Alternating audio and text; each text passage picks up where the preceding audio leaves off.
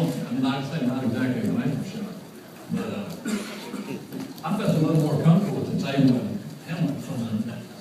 This is a little open range right here. We're good anyway. Good to see y'all. Glad to be back. Every year, you know, in this business, if we're back, it's a good year. So I'm thankful, grateful, and proud to be back representing Baylor University. As y'all know, being sports writers, been a phenomenal year for Baylor athletics. In general, I think our national brand is probably as good as it's ever been on a national level. And, you know, like I said, I'm just thankful and happy to be a part of it. What we got to do now is maintain it. And that's where my inspiration, passion, and drive certainly is going to come from. Before we take a question, Okay, do I get started now? we're going to adjust it. We're going to adjust your mind.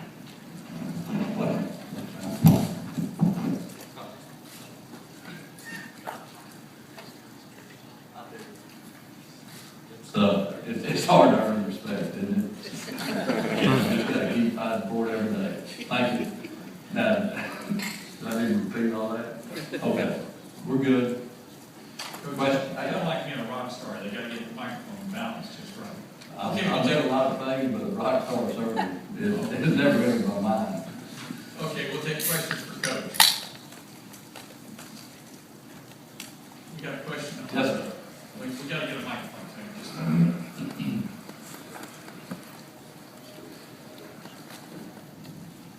Just a minute. Coach, I want to ask you about with West Virginia and TCU, two winners that came into the conference.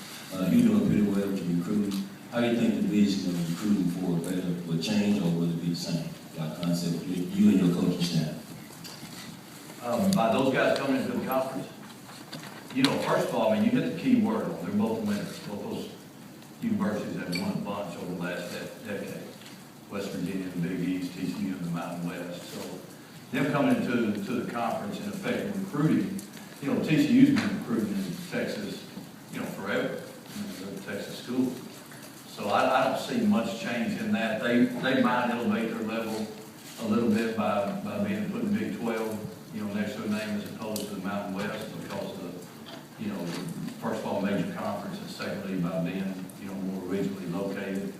West Virginia, you know, with some of their connections with Dana being from, you know, coach at Texas Tech, Houston for a while, and then Eric Slaughter, who's a guy I actually hired, you know, back in high school years ago, was on my staff at University of Houston, has some, of course, familiarity with the state of Texas.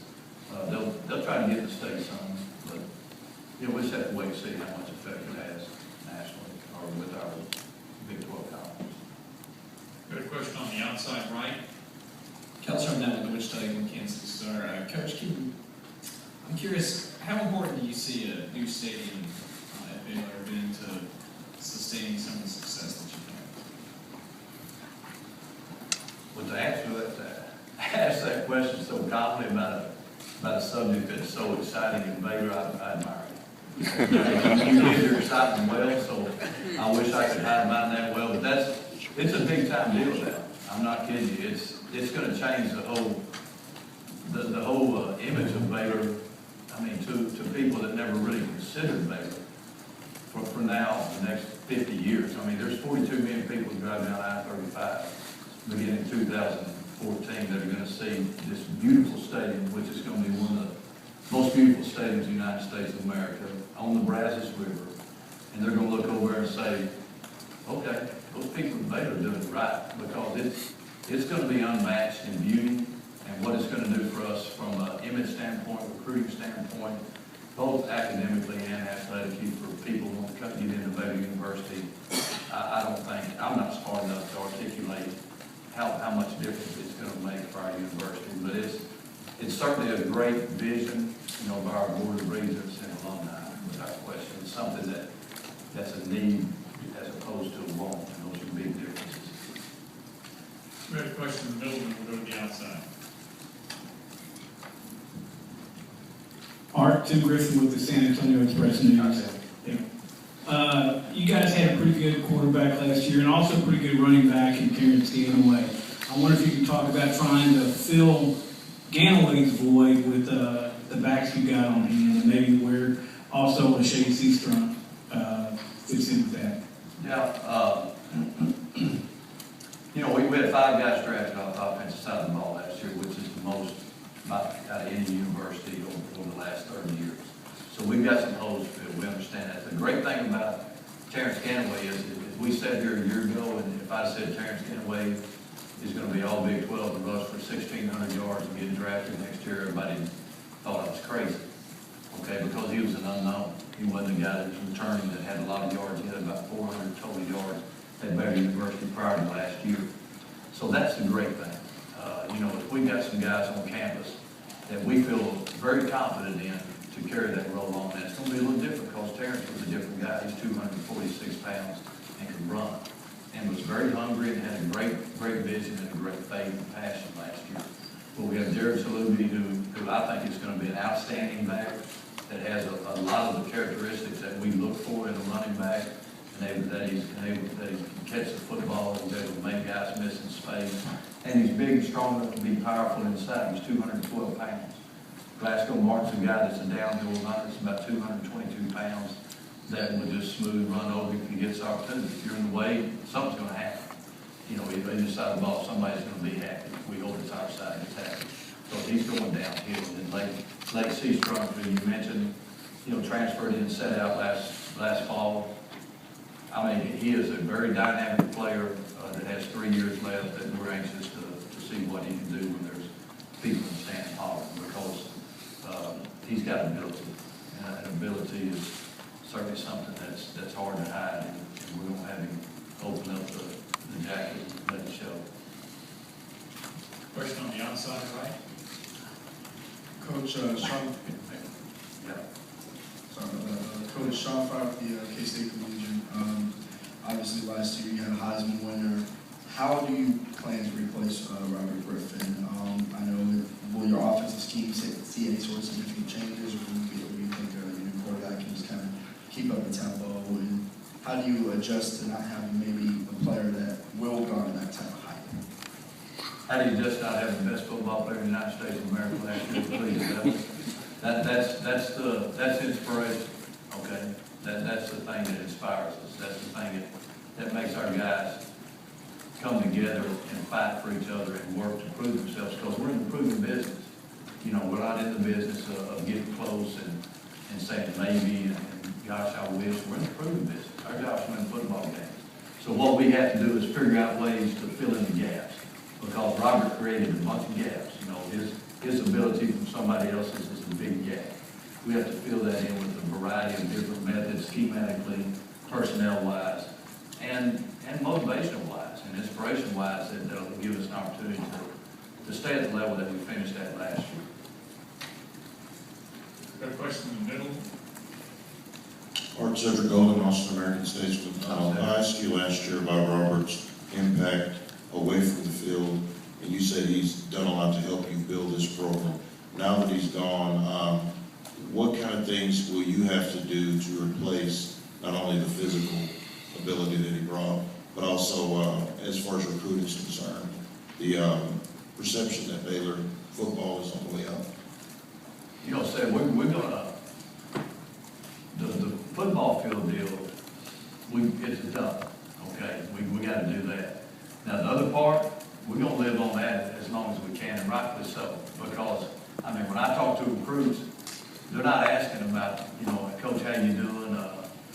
Boy, you know, sure would like to come visit. They're saying, hey, Coach, tell me about RG3. You know, let me know how's he doing, how's he going to be, how's he going to do in the NFL. You know, so we're going to continue that, and by him being at such a visible spot, you know, with the Redskins, playing in the NFC East against Dallas, which everybody's familiar with around here, you know, the New York Giants and Philadelphia Eagles. So his name is going to stay hot through this area. And so we're going to continue to thrive on that, because it's something that he earned and that we earned as a university, and that players respect, and they do respect the impact that he's had off the football field as well. We've got a question right here in the middle, and then we'll go to the back. All right, Jason Kersey from the Oklahoma. With the Big 12 adding TCU, does that put programs like yours at any kind of disadvantage when it comes to recruiting the Dallas area in the future? Now a kid can play Big 12 football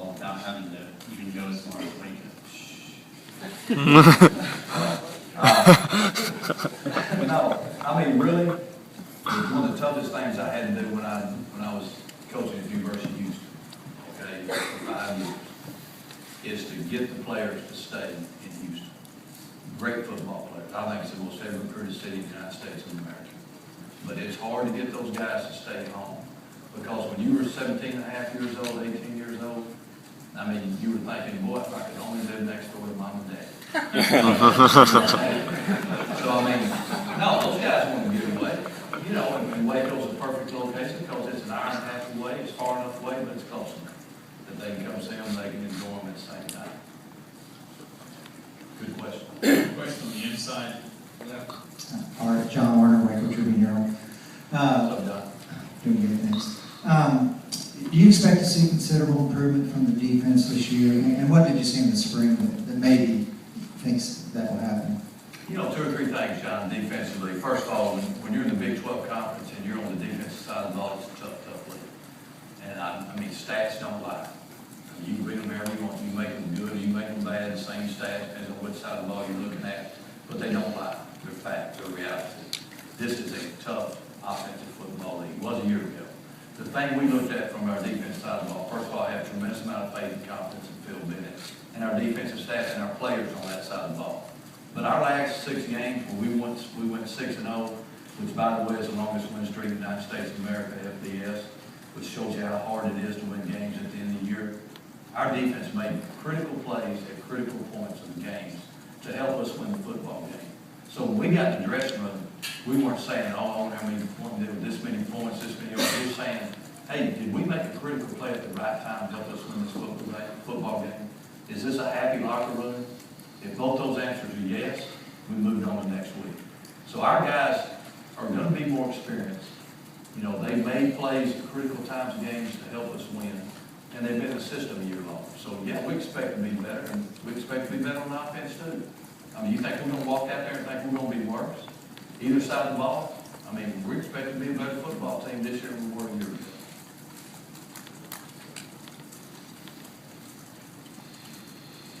We're going to take a question about halfway back on the right. Bryce Sherry, Waco Trib. Coach, the last... You guys can't talk to me and wake up. Okay, all right. We'll meet in Dallas more often. The last 2 years, you guys have put some offensive linemen in the NFL. And I just was wondering if there's a guy on this team that maybe has that potential. Is it an Ivory Wade or... You know, good question, Bryce, and I appreciate you bringing it up for the fact that it gets me to first of all give Randy Clements a lot of credit, who's our offensive line coach, has been with me since 1990. You know, he does an outstanding job. We can go back to the University of Houston. When we were there, we had Rex Hadnot, who's still playing in the league, Sebastian Bomber, who we recruited out of Germany. When we got him, couldn't even speak English. He was the 52nd pick in the NFL draft. You know, probably going to end up being an all-pro for New England. And then since we've been at Baylor, you know, Jason Smith, the number 2 pick in the draft. Philip Blake goes in the 3rd round this year. Danny Watkins, 23rd pick in the 1st round a year ago. So we've had some guys that have come out and done well. Who do we have this year that's going to be the next? You know, Ivory certainly has a chance. You're talking about a 4-year starter that's played 2 positions in the line. You know, which he's got the ability, he's got the genetic makeup, you know, mentally that he can do the job. And he's a guy that's a next-year player. Now, right now, what he's concentrating on is making that first good snap against SMU. You know, because that's where his mindset's at. All that other stuff will take care of itself tomorrow if you take care of it today.